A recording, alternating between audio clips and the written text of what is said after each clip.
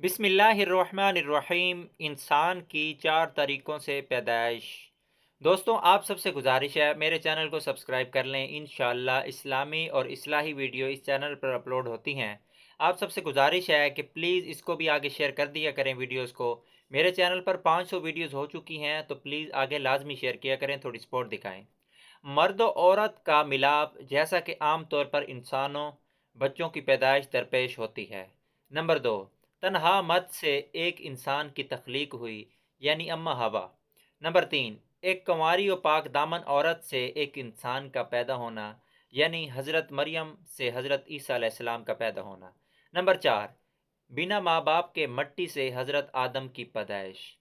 अल्लाह ताला हमारा खालिक व मालिक है, और वो इंसान को किसी एक ख़ास तरीके से ही पैदा करने का पाबंद बिल्कुल भी नहीं, क्योंकि वो खालिक कायनात हर चीज़ पर बेहतरीन कुदरत रखने वाला है, और अल्लाह जिस तरह चाहे इंसान की तख्लीक को शानदार तरीके से फरमा सकता है। ये मुमकिन था कि मर्दों की जमात से कोई मर्द ये ख्याल करता कि अगर हम मर्दों की तादाद ना होती तो तन्हा औरतों से कोई भी इंसान पैदा ना हो सकना था।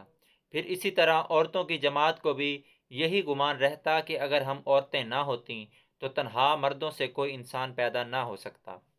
जबकि मुमकिन ये भी था कि मर्द और औरत मिलकर इस बात पर फ़ख्र करते कि अगर मर्द और औरत का वजूद ही ना होता तो हमारे बिना इंसान ने पैदा ही नहीं हो सकना था।